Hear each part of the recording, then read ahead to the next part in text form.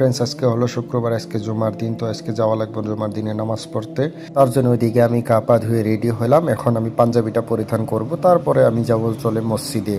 আর আপনারা কে কে মসজিদে যাই শুক্রবারে নামাজ পড়ে আসেন, সবই কমেন্টে জানায় দিবেন। মসজিদে নামাজ পড়তে গেলে পাঞ্জাবি আর টুপিটা জরুরি, কিন্তু আমার তো পাঞ্জাবিটা হয়ে গেছে, কিন্তু আমি টুপিটা বিশ্রায় পাইতাছি না।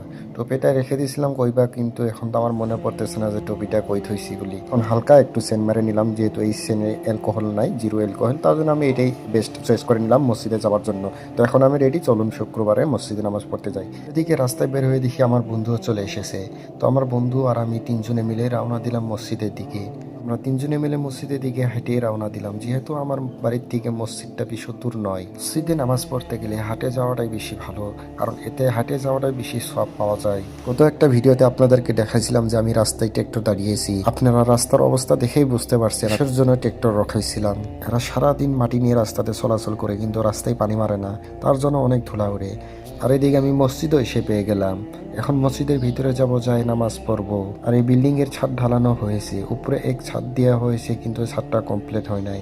এটা হচ্ছে মসজিদের ভিতরের ভিউ, আর এটাই হলো সেই পবিত্র ঘর, আল্লাহর ঘর, এখানে যারা বান্দারা আল্লাহর ইবাদত করে।